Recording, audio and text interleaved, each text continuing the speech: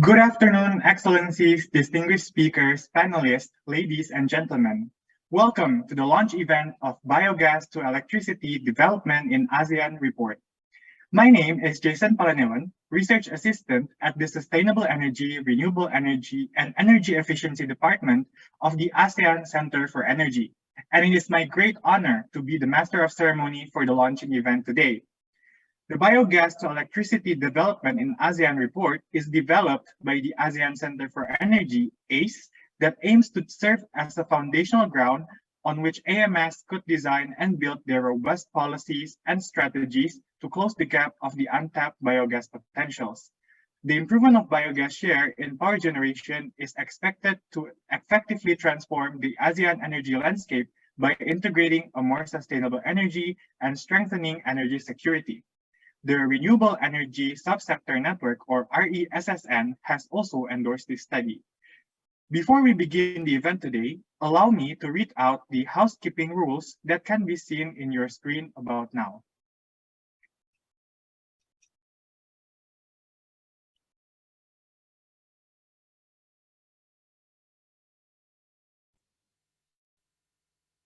Maybe the event organizers can show us the, yes, okay, thank you. So the first rule is to please rename your Zoom with the following format: country underscore name and underscore organization. And then participants should also ensure a convenient environment and reduce background noises such as turn off cell phones and etc. And participants should mute their microphone and only unmute it if they wish to present or speak. Participants should also only turn on their video camera when presenting or making an intervention, as turning on the video may impact the quality of the connections and voice quality.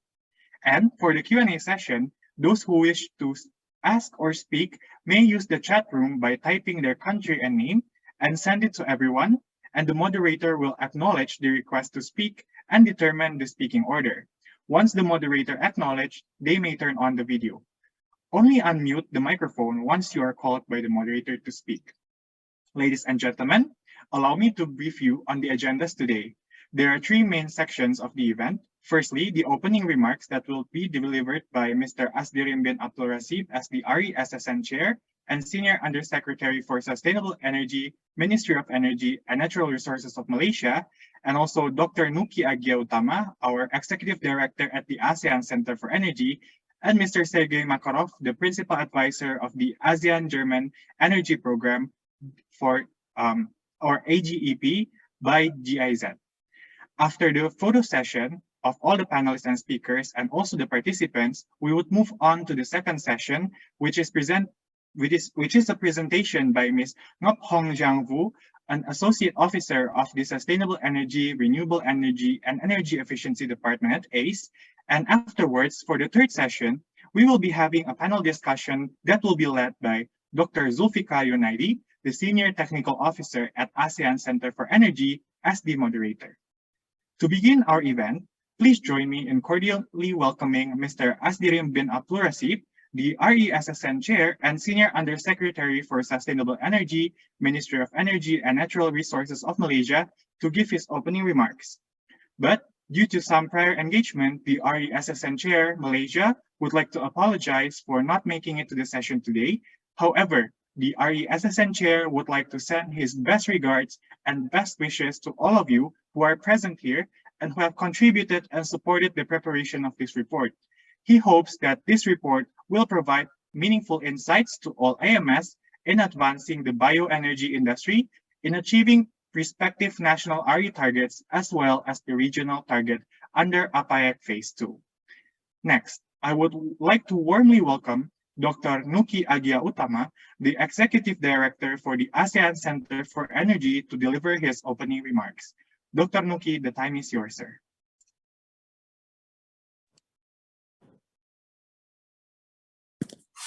Thank you, Jason. Good afternoon, colleagues, ladies and gentlemen. Very great pleasure to be here and very timely that we can discuss on this potential of the biogas to electricity development in Southeast Asia report. I think this is one of the many key important publication. The ASEAN Center for Energy publish this report in order to fulfill our role as catalyst and importantly as a knowledge hub and also think tank in realizing more sustainable and environmentally friendly energy sector in Southeast Asia. In comparison to other regions, Southeast Asia is amongst the fastest growing economic in the world. As you all know, that it is predicted in 2040 the region will be the fourth largest economic in the world, meaning to say also to be the fourth largest energy demand in the world. And based on this, our report, 7 ASEAN Outlook, the members had predicted to reach 100% electrification in that year. Amongst our sources, Southeast Asia also well known for the abundant reserves of bioenergy, and one of those are biogas. It is also calculated the potential of biogas feedstock in 5 member states reach in total around 7.1 exajoules per year by 2050, making it a critical to solve electrification issues and possibly could reduce methane emission if we use biodigester, and definitely helping the region to reach 35% renewable energy share in installed power capacity if we assume converting those into power generation. Ladies and gentlemen, today we will listen insightful knowledge extracted from the report that we will launch in a moment, and will be highlighted that this biogas report aims to become the foundational ground upon which member states could design and build their own robust policies and strategies to close the gap of the untapped biogas potential. Based on the ASEAN Energy Outlook report as well, in 2025, which is tomorrow, we're going to be the net importer of natural gas. Therefore, tapping the potential of biogas can somehow reduce the potential expenses bear by the countries where the country is going to import most of those gas from other region. So I think it's very crucial, not only looking at the generating power, but also direct use of the biogas to use as a direct source of energy. Thank you for the support from GIZ and under the ASEAN German Energy Program, AGEP, and also great appreciation to the team who providing and finishing this report timely. Thank you for your kind participation, and wish you all good health and productive discussion. Thank you. Thank you very much, Dr. Nuki, for your remarks. And now, please welcome Mr. Sergey Makarov, the Principal Advisor of the ASEAN German Energy Program. Mr. Makarov, please, the floor is yours, sir.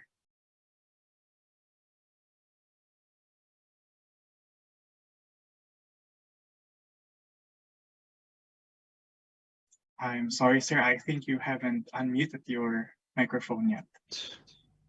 Excellent. Does it work now? I hope it's better now. Dr. Nuki Agiutama, Executive Director of ASEAN Center for Energy, previous speaker and my close friend. Distinguished representatives of the ASEAN member states, distinguished speakers, colleagues. I also would like to warmly welcome you to this launch of Biogas-to-Electricity Development study. GIZ, German Development Cooperation, is very proud for almost 2 decades to work with ASEAN Center for Energy in advocating energy transition, particularly on topics of renewable energy, such as bioenergy and biogas. As was already mentioned, and as reported in the 7th ASEAN Energy Outlook, energy demand in the region will continue to grow with years to come. It's expected to grow by 2.8% annually until 2040 to reach nationally economic targets of the ASEAN member states. And here, biogas, the topic of the study, emerges as one of the key options for ASEAN countries not only to meet its growing energy demand, but also to diversify national energy mix and to enhance electrification in its member states. And as again was mentioned by Dr. Nuki, it also will reduce dependency on import of gas from other regions. This study emphasizes the importance of biogas electricity expansion in ASEAN. It examines the current state of biogas and explores barriers and opportunities in the region. The study shows that feedstock availability, collection, and processing remains a crucial issue in biogas technologies, something that can be actually addressed through structured trainings and deployment of additional financial resources. The study further recommends using significant untapped potential of biogas waste from agriculture, households, industries, and sewages. It will allow to support large-scale biogas electricity production. We hope that the results of this study could provide profound insights into what is lacking and needed in ASEAN biogas development, and will identify how biogas could supplement other renewable energies in the power sector in ASEAN. Finally, I would like to thank ASEAN Center for Energy and ASEAN member states in supporting this initiative to accelerate energy transition in ASEAN. I wish everyone an insightful and enjoyable discussion. Thank you. Thank you, Mr. Makaro, for your speech. Now, before proceeding to the next session, we will take some group photos. Allow me to inform you that we'll be taking 2 batches of photos. The first one only with speakers, panelists, moderator, and MC, and the second batch would be with all participants that are joining us today. So without further ado, I would like to kindly ask all panelists and speakers to open their cameras for the group photo session, and I would like to seek the event organizers' help to help us take the photo. Let us wait for everyone to turn on their cameras. Okay. Yes, I think everyone is ready. Okay, on my count, 3, 2, 1. Maybe once more. 3, 2, 1. Okay, thank you. Now, I kindly ask all the participants to join us in opening their cameras to take a group photo together. Let us wait for everyone to turn on their cameras, maybe in around 5 seconds. Okay, excellent. Okay, I think we can start. Okay, on my count, 3, 2, 1. Maybe once more. 3, 2, 1. Okay, thank you so much, everyone. Thank you for the help also, event organizers, and thank you to all the excellencies, panelists, and participants for your cooperation. Excellencies, ladies and gentlemen, in a short moment, we will be listening to a presentation from Ms. Ngop Hong Jiang Vu on the topic of Biogas to Electricity Development in ASEAN, Challenges and Opportunities. Ms. Jiang's main research interests are the integration of artificial intelligence in renewable energy and energy efficiency technologies, smart grid, and electric vehicles. Now, I invite Ms. Ngop Hong Jiang Vu, Associate Officer at ACE, to take the floor. The time is yours now, Ms. Jiang. Thank you so much, Mr. MC, for kind instructions. Ladies and gentlemen, it's nice to be here to deliver the key findings of the report, Biogas to Electricity Development in ASEAN, Challenges and Opportunities.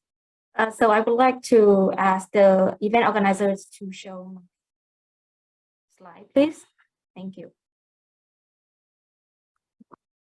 Okay, so first of all, I would like to introduce a bit about my organizations.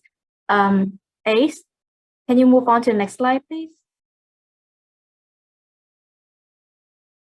ACE is an intergovernmental organization that represents the interests of 10 ASEAN member states in the energy sectors.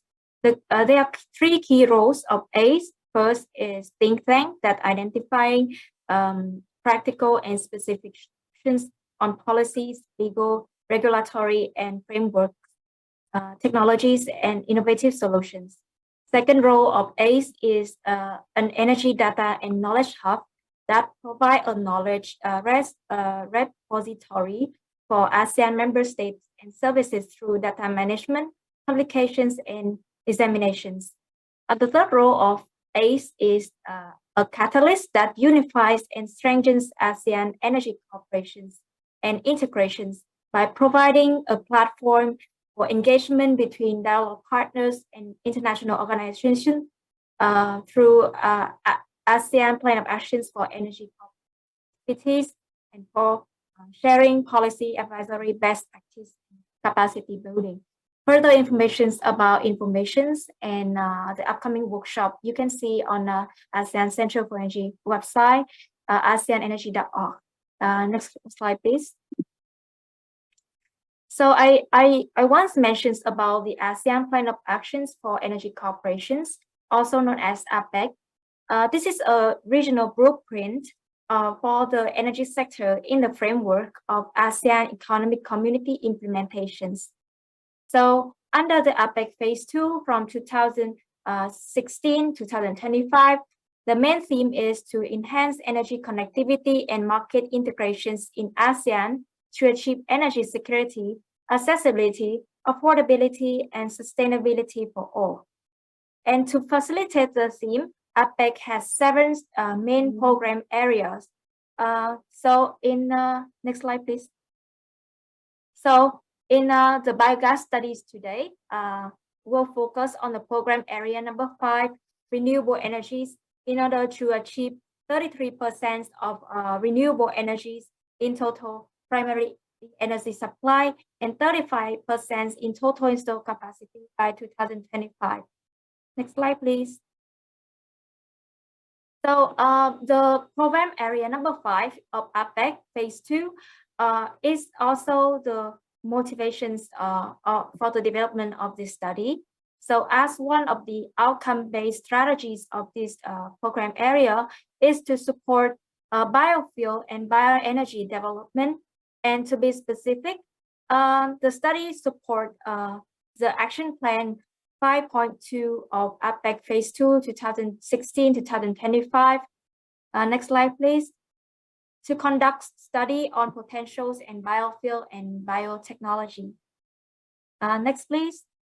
Apart from the regional targets, we can see that the disastrous effect of climate change has prompted ASEAN to act as soon as possible. And in order to meet the dual challenge of achieving universal electrification, while still mitigate and adapt to environmental changes, biogas appear as a viable choice for diversifications of the power sector. However, there are still some limited literatures and studies to explore the potentials of biogas-to-electricity development in ASEAN, to talk about the strengths and weaknesses of this energy source when applying to the power sector. Next slide, please. With such the motivations from APEC Phase 2 and the real-life situations of ASEAN, the study aims to first mapping the existing status, technologies, and potentials of biogas development in ASEAN, and then identify the regulatory and non-regulatory barriers that prevents the further development of biogas in the power sectors. And next, after gathering all those information from desktop study, surveys, and focus group discussions, we will have some policies recommendations for the ASEAN member state to further facilitate the biogas to electricity pathway. Next, please. The study has been reported in the 29th RESSN annual meeting in June 2022, and the report launching is happening now on 29 November 2022. The study is under the activities of ASEAN German Energy Program, which is implemented by ACE and GIZ and funded by German Federal Ministry for Economic Cooperation and Development, also known as BMZ. The kickoff meeting starts in November 2021 until the completion of the study by the launching event today in November 2022. Next slide, please. So I will talk about the study methodologies of the study. First, the study will focus on the 2 main research questions. Next, please. The first one is what are the needs and barriers regarding the social, technological, economic, environmental, and political aspect of biogas in the electricity sector in ASEAN. And second, after answering and addressing the above questions, we'll move on to the next one is what are the recommendations to resolve biogas deployment barriers using regulatory and non-regulatory instruments. So the methodologies of this study is we will, by using the inputs from the desktop study, surveys and focus group discussions with the key stakeholder in the biogas development of the power sectors, we will identify the main opportunities, barrier, challenges that prevent further biogas deployment in ASEAN. So there are two aspects that will be examined in this study. The first will be the regulatory aspect related to the legal issues, and non-regulatories, which include technological, economic, political, social, and environmental issues. So after mapping all those informations and gather all the inputs from the stakeholders in ASEAN member states, we will have categorized the ASEAN member state based on the biogas development stage, and the results from the three inputs that we have will be compared, and then the findings will be summarized to identify the issues in the mentioned aspect to provide the country-specific recommendations for further biogas implementations. Next slide, please. The outline of the report will be have 6 main parts. The first one, we will provide some background of the study, some current situations of the biogas development. Next, we will talk about what we have found in the desktop research, and also the online surveys, the focus group discussion. After that, we will compare these 3 sets of findings and to give the country-wise results and recommendations. Next slide, please. When we talk about the renewable energy development status in ASEAN, we can see that as of 2020, the total installed capacity of renewable energy has accounted to 33%, meaning just only 1.5% to achieve the goal in 2025. So in this increasing renewable energy trend, biogas is a very viable option for AMS to diversify the national energy mix towards sustainable future. So because biogas can be produced from various feedstocks, ranging from organic and agricultural waste to even municipal waste with water in many industries. So with the pressing need to transitioning to a cleaner energy source while still meeting the energy demand, have increased the participations of biogas in ASEAN. And the ongoing war has provoked the energy crisis, and also the negative environmental impact of fossil fuels has accelerated the development of biogas technology as an alternative source, especially in the remote area with abundant biomass feedstock or where the electrification rate is low. So against this backdrop, many AMS has trying their best to encouraging biogas deployment to meet the national targets. And amongst the 10 ASEAN member states, Indonesia, Malaysia, and Thailand are the leading countries. So I can give an example of Indonesia.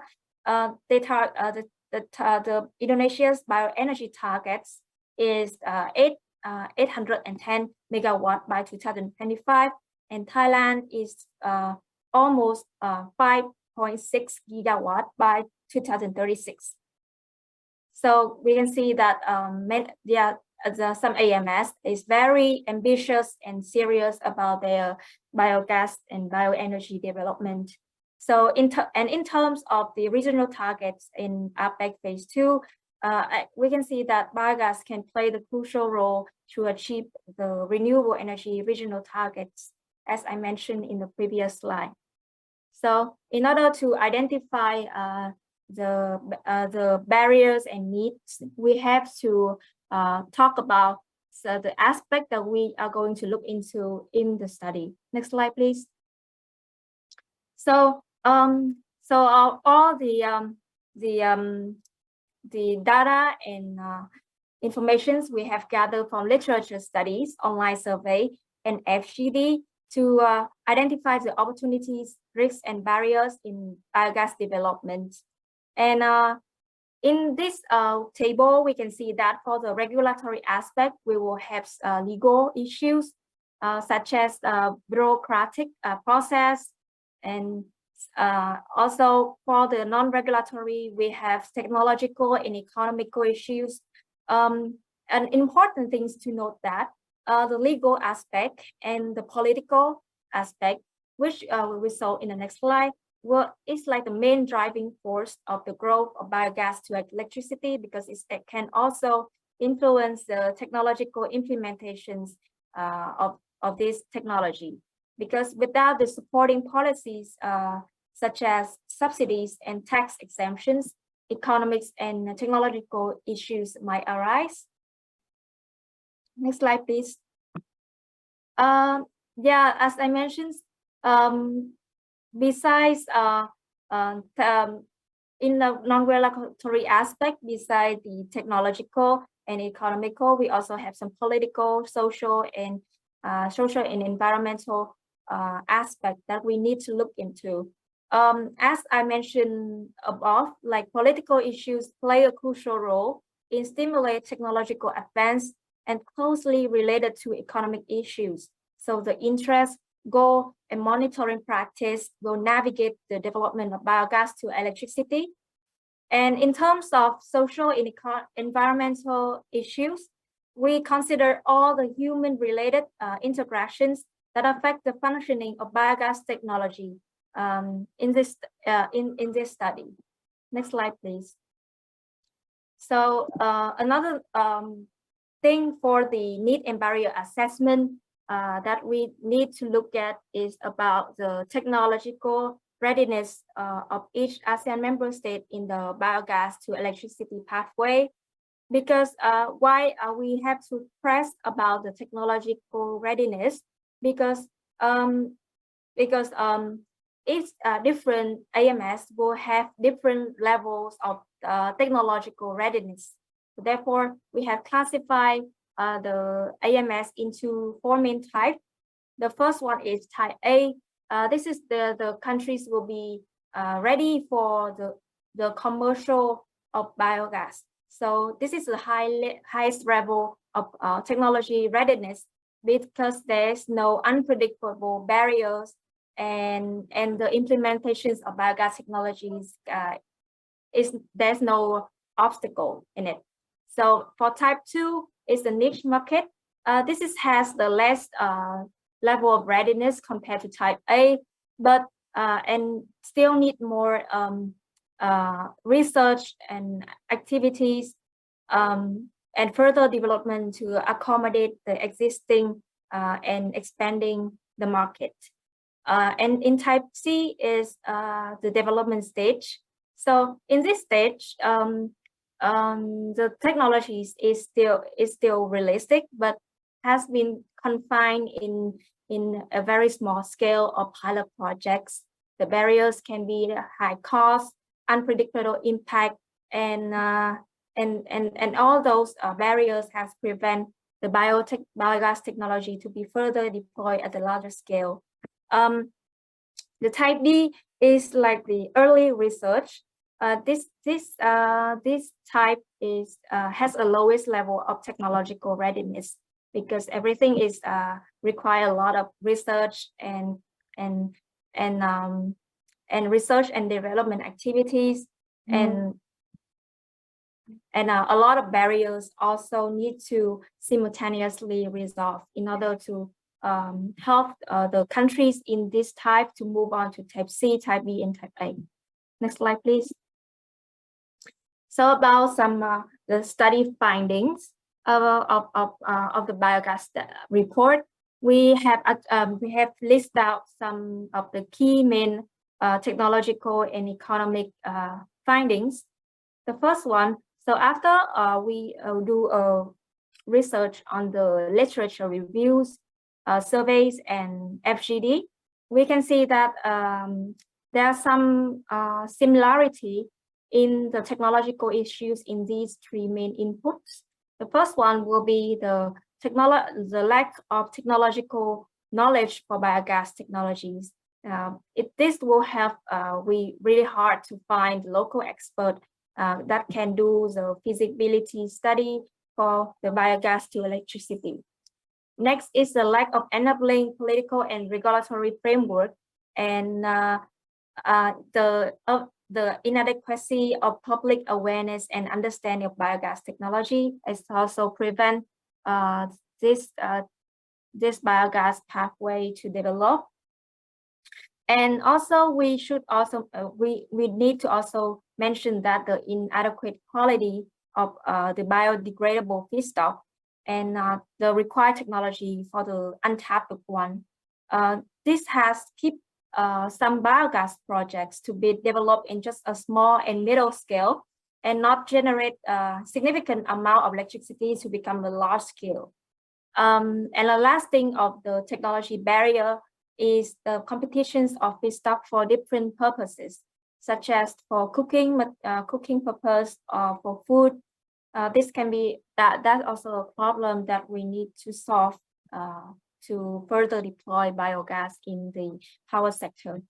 So in terms of the economic issues, we have some high upfront investment costs for the large-scale biogas installation. The feedstock price is also unstable because the source of the feedstock as well,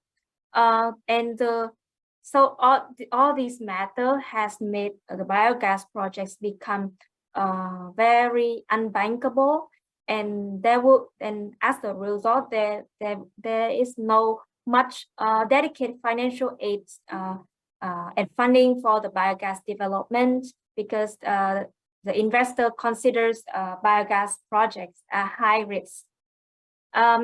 And another thing that we need to mention is the gap between the policies and the incentive needs, because the coal-fired power plants still receive more subsidies, making them more affordable and lower risk compared to renewable energy, and in particular the biogas. Next slide, please.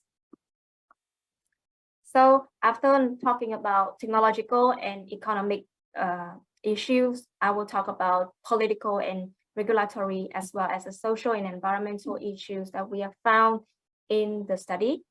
For the political and regulatory, we have found some of the lack of support and strong coordinations among the government agency because in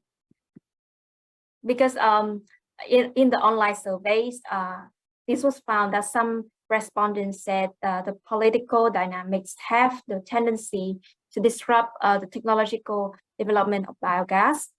Next is that not many countries have specific biogas guideline and targets or regulations for biogas to electricity pathway.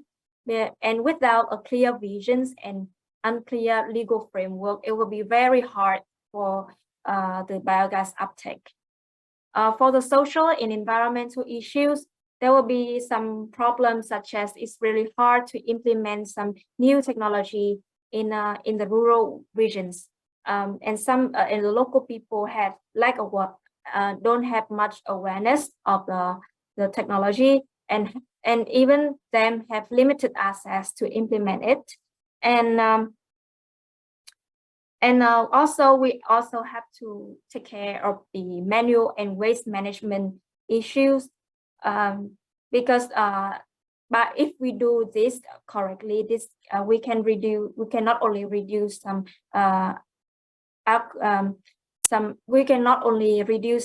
agriculture related greenhouse gas emissions, but also producing electricity through from a clean energy source.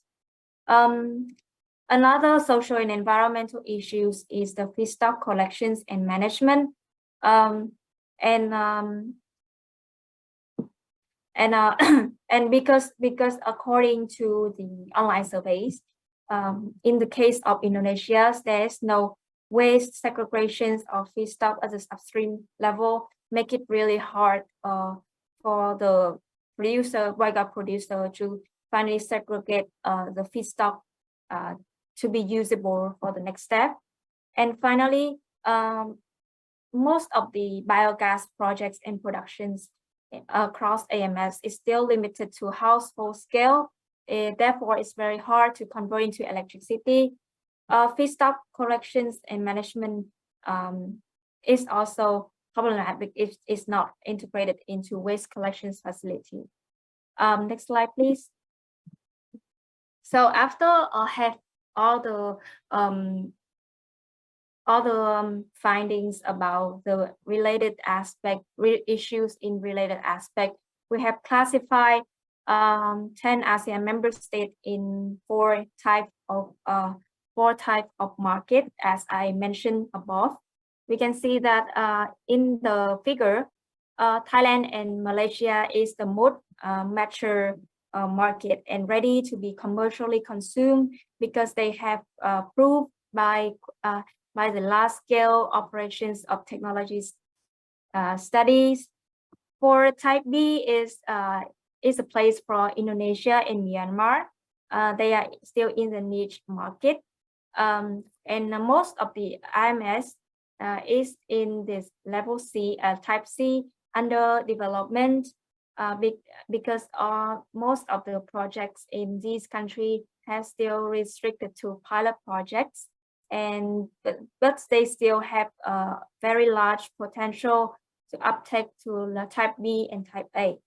The type D is the early research stage, goes to Brunei Darussalam, because there's been no specific regulations or target related to biogas study in this country. However, Brunei Darussalam has already set the target of 10% of electricity from renewable energy by 2035. So therefore, we are really looking forward to the next development of Brunei in renewable energy, and particularly in the biogas. Next slide, please. And this is also the final slide of my presentations today. We have talked about some difficulties of the biogas technology in order to be applied in larger scale. So therefore, there are six, in our study, there are 6 essentials enabling factors for the biogas to electricity uptake. First is like the robust and supportive regulatory framework, and next is the strong coordinations and effective collaborations among government agencies, also among the biogas producer, to ensure the harmonious the harmony between between the government and also the producer and also the consumer. Advocacy and policy maker engagement is also important for this development, and learning some success story from the international collaborations, or even we just need to have knowledge sharing among AMS between different AMS in different type of markets is also very important to increase the biogas penetration in the renewable energy of ASEAN. And because one of the problem of the uptake for biogas is the lack of technical knowledge. Therefore, capacity building and training is also very important. And the access to financing for the biogas projects also play a crucial role to increase using of biogas in the power sector. As I mentioned on the problem, one of the main barriers in the social and environmental is the public awareness on the biogas deployment. Therefore, raising more public willingness and to help them learn more about the environmental co-benefit of biogas is also pave the way for the biogas to electricity to thrive in the regions. So I hope that after my presentations, you will have some very brief overview of the report.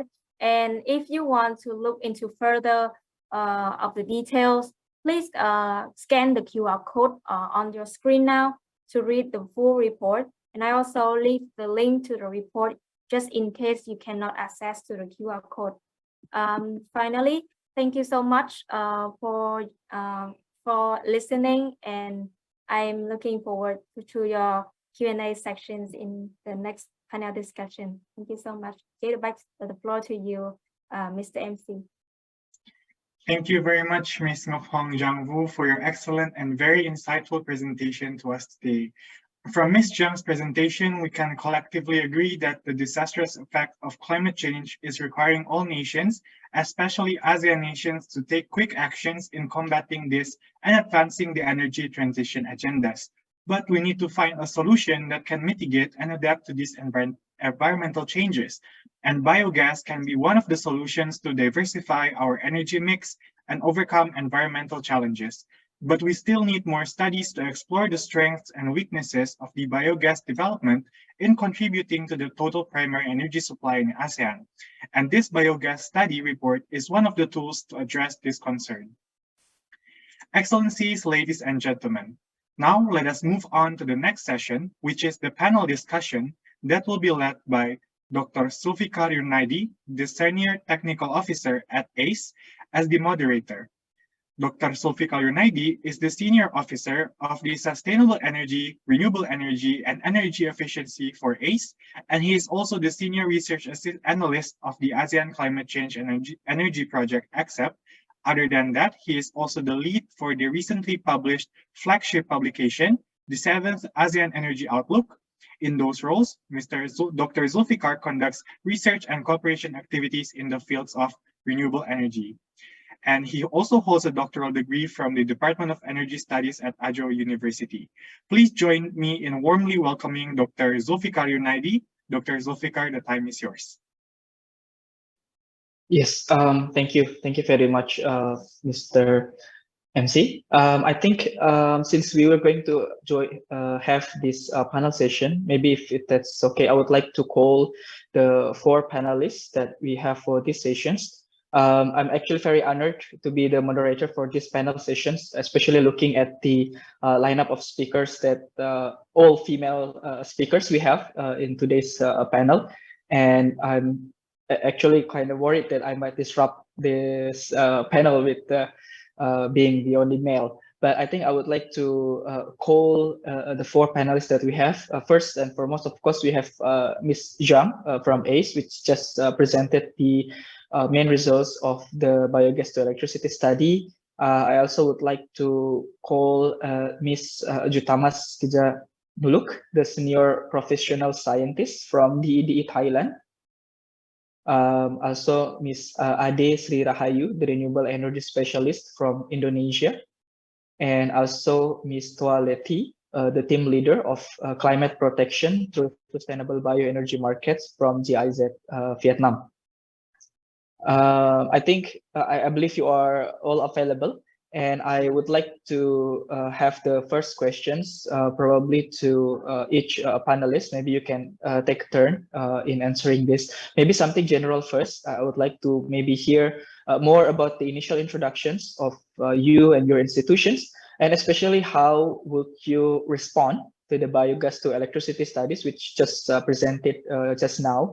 Maybe also related with the position of your respective countries, Thailand, Vietnam, Indonesia, in the four types of biogas-to-electricity development, and maybe how it is related with your activities in your institutions. Maybe I would like to start with our colleague from the ED Thailand. So Ms. Chutamas, I think if you can have the first screen and mic. Thank you. Good afternoon, ladies and gentlemen. I'm Chutamas. I work for the ED Thailand. And yes, actually, I just moved for the ED just 3 months in the biogas field. But before that, I worked as a policy and plan analyst at EPO for energy policy and planning office, and about the linkage between the biogas production to electricity in Thailand. Maybe some of you or most of you may know that in Thailand we have the Alternative Energy Development Plan, or AEDP, which set the target to in place 30% of final energy consumption by alternative energy within the year 2037. And in case of biogas is directly involved to the plan, because in this plan we have to use the biogas, or we have a target for the biogas to electricity target around 1,565 megawatts. And you know that right now we are almost halfway of the target, which is around 600 megawatts. And for these biogas to electricity, the main feedstock that we make the electricity mostly from the industrial wastewater, including cassava and starch, palm oil, ethanol, rubber, liquor, and food processing, respectively. And about the feedstock from the animal manure is play just a minor role for the power generation, because it's generally used as heat in the household sector.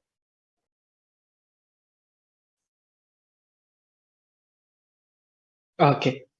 Hey, thank you very much, especially in updating the targets of the Thailand in terms of renewables, and also what would be the role of biogas to electricity, and also on the feedstock. And also we noted that for many utilization of biogas is probably the prioritization is it's used for heat, including cooking, of course. And I would like to move to our next panelist, maybe Ibu Ms. Adisri Rahayu from Indonesia, to also share your thoughts on this biogas to electricity. Okay, thank you. Good afternoon, ladies and gentlemen. I'm Ade from Indonesia. Now I'm working for GIZ Explore and also supporting a smart power program funded by the USAID, and congratulations to the ACE team to launch that report. That I think it is a comprehensive report that you have been identified the barrier and also provide some recommendation to unlock the biogas potential in AMS region. And I would like to also update the condition in Indonesia in terms of biogas potential. So Indonesia has a huge potential for biogas based on the study conducted by GIZ Explore. We have the technical potential for biogas at 1.3 gigawatt, with most of the feedstock is coming from palm oil industry, and the other feedstock is coming from tapioca mills and animal farms. But if we look at the current utilization, the biogas power plant only reached 162 megawatt, or only 12% of its potential. And in terms of bioenergy development targets, the government of Indonesia has set out a minimum of 23% of renewable energy in the national energy mix by 2025, and minimum 31% by 2050.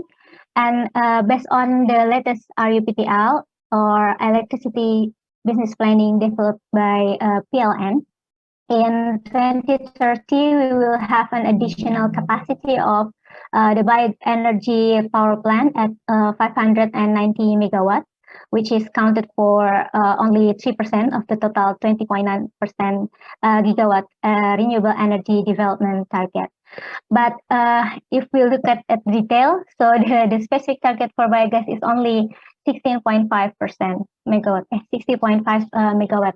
Sorry. So despite the potential is high, but the target for biogas is low. Back to you, Dr. Sususa. Thank you. Oh yeah, thank you very much, Ms. Ade, for the how can I say, like, honest assessment for the biogas potential, but also target in Indonesia. Well noted that we actually quite interested in Indonesian case because we do have quite a lot of potentials with many agriculture, including husbandry industry in the regions, and all of those should probably like fit into a very high potential of biogas. As you mentioned, at least 1.3 gigawatt according to your study. And but the targets, including those that are noted in the Indonesian PDP or RUPTL, is actually still limited. Thank you very much for the inputs. I'd like to move next to our colleague from GIZ Vietnam, Ms. Phua. The screen is yours. Yeah, thank you, moderator. On behalf of the bioenergy project in Vietnam, I would like to present some potential of biogas in Vietnam. As known, working on biogas, the sector is around 20 years already. In Vietnam now we have a agricultural country, so we have a much potential for the biogas. But as know, all mode for the biogas for heating at a household level, and we have a much potential for the biogas to electricity already. And under the bioenergy project, we short name the BIM project, we have conduct the three study. The first is now support the MOIT, Ministry of the Industry and Trade, to finalize and to propose the mechanism for the bioenergy to connect to grid. And we have completed the result already, and we have also proposed the feed-in tariff for the biogas to energy. And the second study we have is conduct the pre-FS to at least two project, one from cassava project and one from the livestock project. We saw that in the Vietnam we have the biogas potential in three subsectors. The first, livestock husbandry, the second, cassava production, and the third is now the food processing. And the third thing is now we have the support to the both is the financial institution to train them and to guide them how to conduct the bioenergy project. And until now, we have the support the MOIT to develop the investment impact assessment for the bioenergy project. As known now, we have based on our estimation in Vietnam, we have around developed 2,000 megawatt for biogas to electricity from now on to end of the 2030. But until now, we don't have any incentive mechanism to support them. That's why we have also on progress to resolve it. And the second thing we found that as known now in Vietnam, we have around more than 20,000 livestock farm. It's very, very potential to develop the biogas to electricity. But until now, they have use a diesel generator.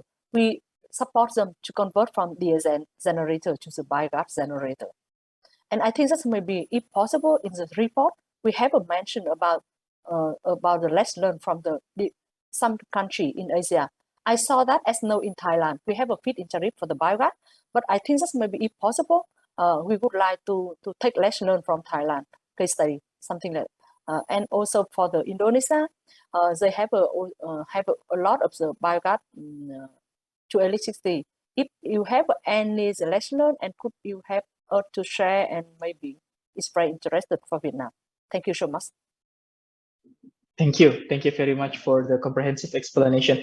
It is very interesting to hear the works that you are currently doing in Vietnam, including the various studies, including the PFS, the FIT studies, and also like what you mentioned is on how you plan to connect to the financial institutions so that those PFS can become an actual biogas projects. And also agree that I think we can utilize the study and also forums such as this as a platform for knowledge sharings and also the lessons learned from various countries in the ASEAN and maybe also beyond.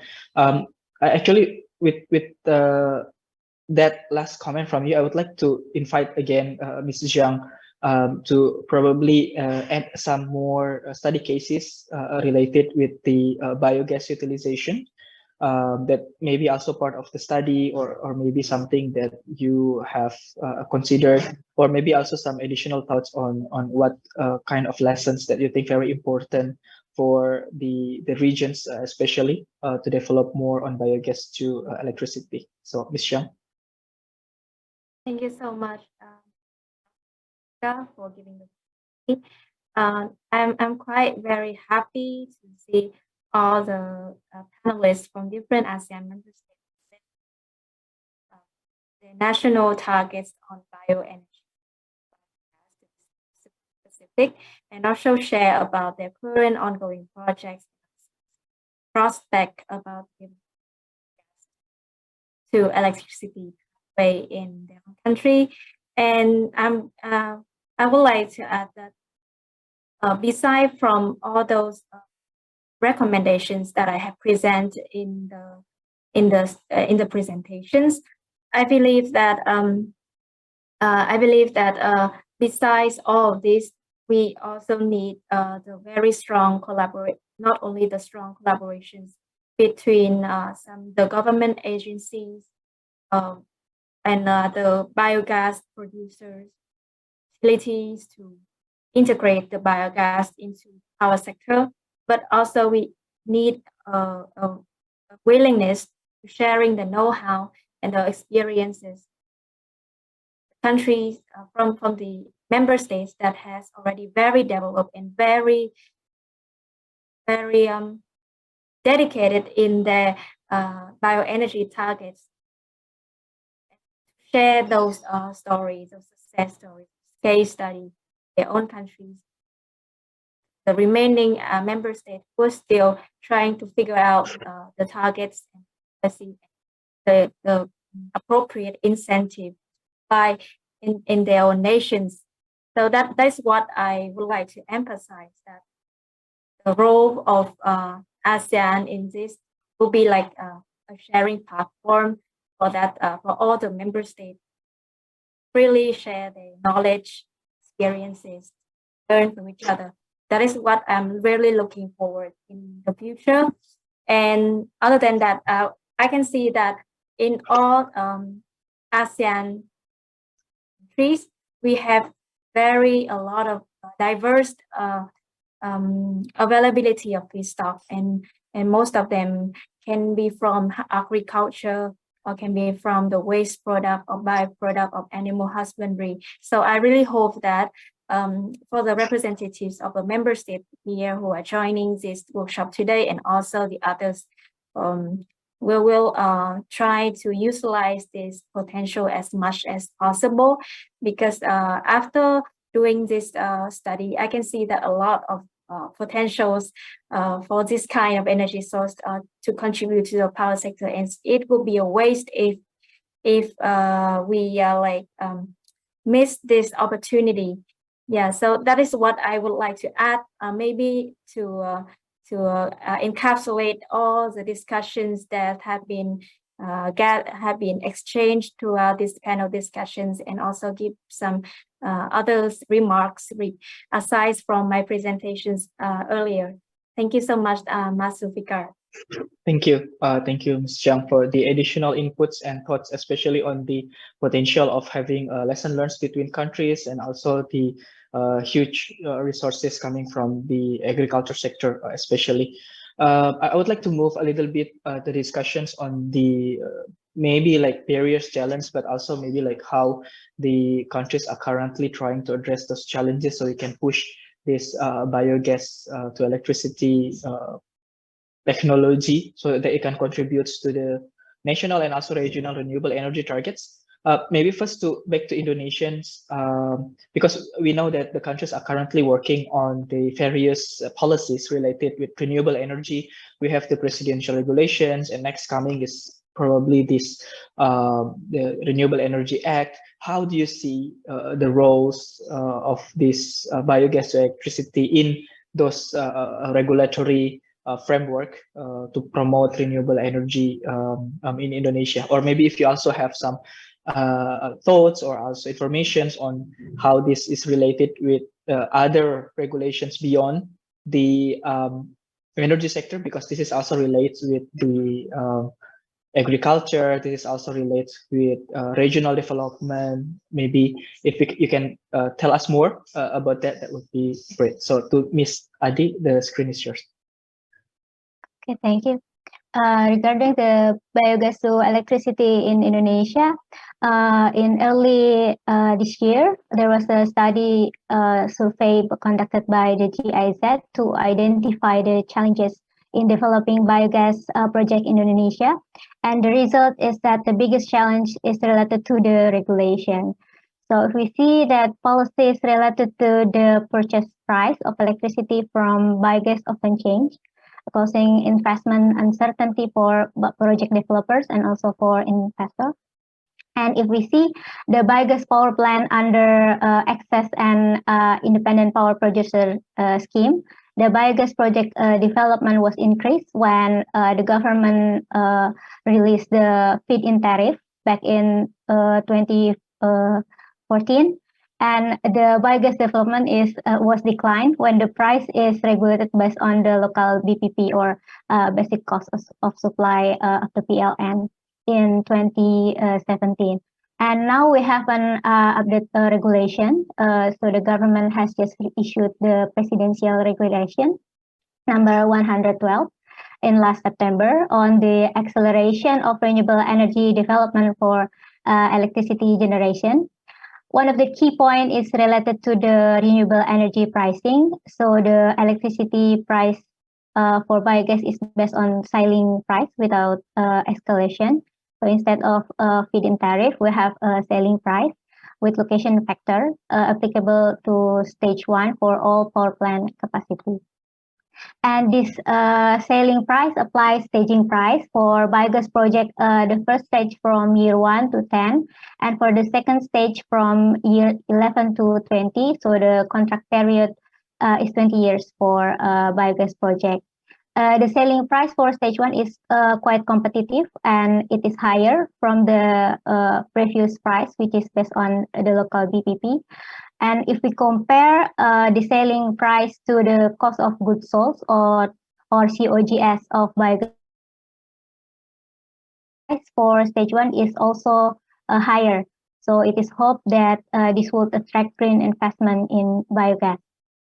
And for the procurement mechanism, we use direct selection with negotiation with the PLN, and the deal price requires the approval from the Minister of Energy and Mineral Resources. And unfortunately, the price will be annually evaluated by the ministry by considering the recent average contract value of the PLN, meaning that there is a possibility of fluctuation in the price during the power purchase agreement period. And the interesting point is that the government is now committed to provide compensation to the PLN if electricity purchased from renewable energy power plant causes an increase in PLN BPP. But for now, we still have to wait and see whether this regulation is effective enough to stimulate the biogas project development in Indonesia, like before for the feed-in tariff mechanism. Thank you. Thank you, Ms. Ade. I think it's very interesting to hear the evolutions of regulation from Indonesia, especially in renewable energy, and how it impacts the development of biogas to electricity, from the FIT and then to the anchored to the BPP, which is the average pricings for each region in Indonesia, and then this newest regulation that somehow not full FIT, but they have a ceiling and also some certain conditions for reevaluating the price annually, as you mentioned. And again, it's still wait to be seen, like how effective these regulations in promoting this biogas to electricity. But I do agree that the complexity and the incentive of pricing is very important component, and also maybe the certainty in the future for the pricing and the incentive themselves. I think I would like to move to Thailand, Ms. Jutamas from the EDE, because we noted that I think Thailand is maybe one of the countries that are more mature and developed in terms of biogas to electricity. I just want to hear your thoughts on how effective it is, the FIT policy in promoting this biogas to electricity. That may be my first question. My second question is, like, as we know, most of the resources are coming from the maybe rural areas, and I think they will need some extra incentive so that they can, gather the resources, and then create. Because this is also what we found in our study. So this distributional thing of the resources is one thing that might be a challenge. And if you have any thoughts in this aspect as well. So 2 questions from me. Thank you. Thank you for the question. As most of you may know that Thailand already operated a large and medium scale of biogas power generation, and most of them were operated by the economic incentive called feed-in tariff. In my point of view, I think this incentive is worked quite well so far, and you know that in the near future, we may have to think about it once again since the technology developed. So it will be our work to fighting or adjusting the rate of feed-in tariff under the power purchasing supporting policy to reflect the actual cost of biogas power technology. And of course, the feed-in tariff should be more attractive to the investor as well. And maybe may I add more information about the biogas to electricity policy in Thailand?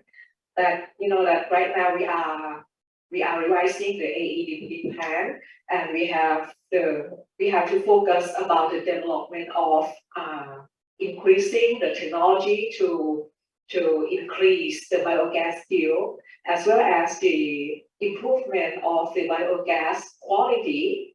And for the power plant itself, I think we need to study how to improve or how to increase the more efficiency of the biogas power plant operation.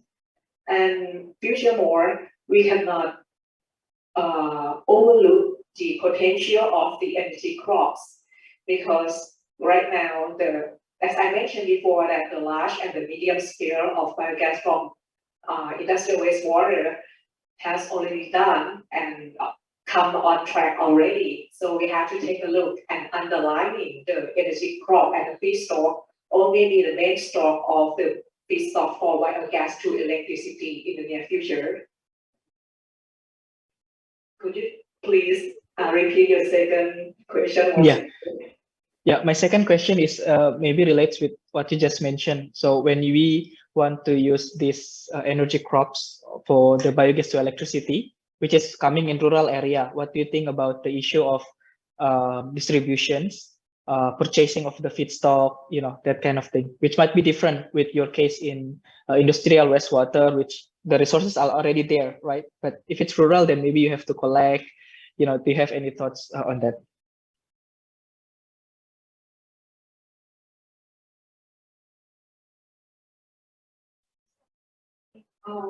I think for this question, I already answered you.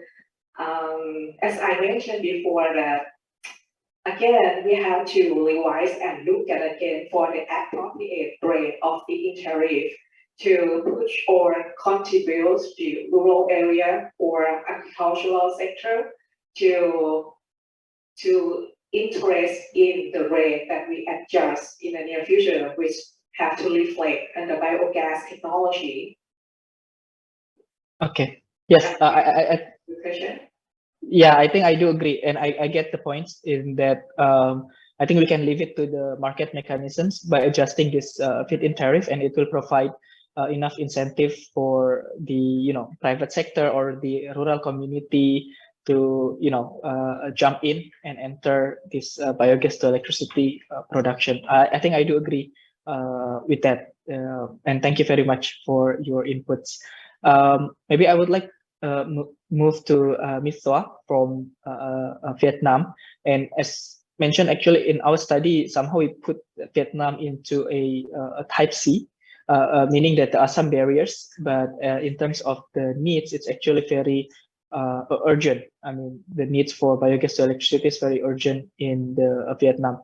And you also mentioned in your explanation before on the various studies that have been conducted by your project, the BEM, on how to identify and also bring these resources into an actual projects. So my question is, maybe you have answered before, but I would like to hear more, is especially on how do you think these barriers that we identify in our study can be removed, or how can the Vietnam as a country can jump over this barrier so they can move into a, for example, like type A a country in which that there is less barrier and the country is ready to optimize all this biogas to electricity production, such as in the case of Thailand and also Malaysia, as identified to our study. Yeah, thank you the question, and I think that maybe is a very interesting question. As now look like for the Indonesia, we have a select regulation among of the all kind of the RE renewable energy sources. We have a feed-in tariff already, but only the biogas we don't have. That's why, as know, the long time ago, we have many potential to develop from the biogas to electricity, but almost stuck. They, as know, in the livestock farm and also cassava food processing, we have the using the biogas to electricity, but almost for the self-consumption. As know is they have a surplus biogas produced, but as know they exhaust directly go to the air. That lead to the more polluted. But until now, we don't have any regulation for the biogas. We only have a regulation for the biogas household only.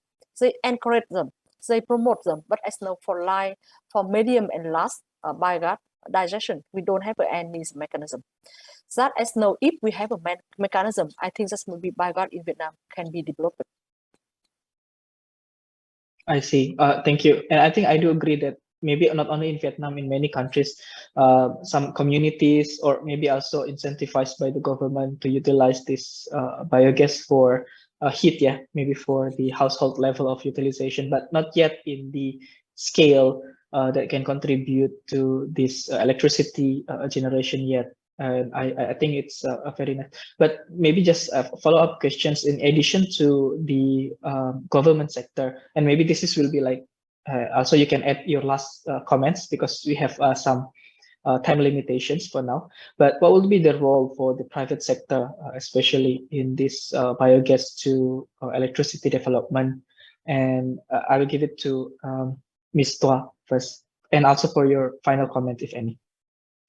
For private, as know, we under the BEM project, we have conduct several matchmaking event, and also to conduct the several activity to support as the private sector to develop the biogas to electricity.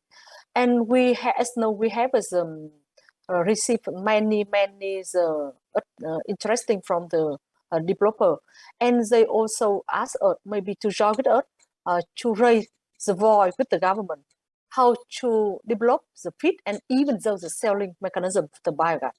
But as know until now is maybe under project we follow 3 years already, but until now it's not at finalized. But as know last year the Ministry of Industry and Trade asked us if possible we can conduct the mechanism for proposed selling price, not feed interim, now selling price. But I think that maybe it is now in processing. We're waiting for final result to submit the government on next year. If we have a mechanism, I think that maybe on the livestock farm and also cassava company, they will apply the biogas-to-electricity project. Okay, very well received. So the needs of mechanisms is very important for the private sector to join into the efforts. Maybe to Ms. Ade from Indonesia, if you also have like last comments for this panel discussion. Okay, related to the private sector roles, I think it's important because if we see that the biogas potential, the biggest biogas potential in Indonesia is coming from the palm oil industry, which is their main business is to produce the CPO. So the biogas production is not their main business. So they need to find the right partner, like the project developer and an investor to risk sharing to develop the biogas project. And I think biogas to electricity is one of the various options to utilize the biogas. We can also use biogas for firing in the boiler, or also even upgrade it into biomethane or compress it into bio-CNG for both power generation and also for transportation. I think the most important thing is that we have to be responsible to treat our waste in a more sustainable way. So we can together reduce the adverse impact of the climate change. Thank you. Thank you very much, Ms. Ade. Maybe next I would like to move to Ms. Jutamas from the EDE. If you have any last message or maybe lessons learned from other ASEAN member states. Thank you. From my point of view, as Thailand right now, the power to electricity relies on the economic incentive called feed-in tariff that's made the biogas to electricity reach the target of the AEDP. So I think for me, the power purchasing supporting policy is very important. They can urge the investor to think about again and think about the investment for the bioenergy power plant operation, and maybe they can urge the other entrepreneur to think that they should to invest their power and their money on the purchasing of this grain that can make the economic and also the environment and also the rural area to join the program and to help cooperation between rural and also private sector as well as the government to be as the one to push the target of biogas to electricity to reach the AEDP target. Thank you very much. Maybe last but not least, Zhang, if you have any closing moment. Thank you so much, Dr. I think that after the discussions, final key for all the panelists here, see that maybe all the issues in the report that has mentioned in the recording stopped. They are not like a separate. Recording in progress. They are all internet connected and they are all related to each other. When we haven't resolved the issues and problems relating to the regulatory of this can cause some influences on others and also the social and environment. So therefore, by saying that, it is like a pressing need, very holistic approach to a very comprehensive and extensive mechanism, incentives to resolve, to take into considerations all the mentioned issues that can influence the in a bio. So that is also my final message. Thank you. Yeah, I really appreciate being here. Thank you so much. Thank you very much, Ms. Jiang, and also for all the panelists, Ms. Ade, Ms. Thoa, and also Ms. Jutamas. It has been very great talking with you. This all-female panel, very interesting. I think, but due to the time limitation, I would like to close this panel discussion up to now. And thank you very much for your insights. And I would like to give the screen back to our Mr. MC Jason, please. Thank you. Thank you to all the excellencies, honorable panelists for your time, presentation, and insights that you have shared with us all today. And also, thank you to Dr. Zulfikar Yunaidi for your excellent moderation of the session. I hope the fruitful panelist discussion on the biogas study and potential can inspire us all to research more and to develop biogas utilization in ASEAN, as we have heard that there is huge potential for biogas development in ASEAN. And with extensive cooperation between AMS and institutions, we can overcome the barriers and challenges that are faced when wanting to develop these biogas utilizations. Your Excellencies, honorable speakers, ladies and gentlemen, thank you for staying with us until the end of these sessions. The end of the panelist discussion marks the end of our event today. On your screen in a moment, you can see the link to the Biogas-to-Electricity Development in ASEAN report, and you can scan the QR code or access the report through the link provided. And also allow me to remind the participants to please fill out the attendance list at the link that can be found in the chat box. On that note, on behalf of the ASEAN Center for Energy, I would like to convey our greatest gratitude to all the speakers and panelists for their time today, to the ASEAN German Energy Program and GIZ for supporting this study, and to the RESSN for endorsing this study. I would also like to convey our appreciation to all the panelists, speakers, and moderator, and also our distinguished guests from AMS for taking their time to join the event today. I wish everyone to stay safe and healthy, and we are looking forward to seeing you soon at another event. Thank you and goodbye, everyone. Thank you. Bye-bye. Thank you. Thank you so much.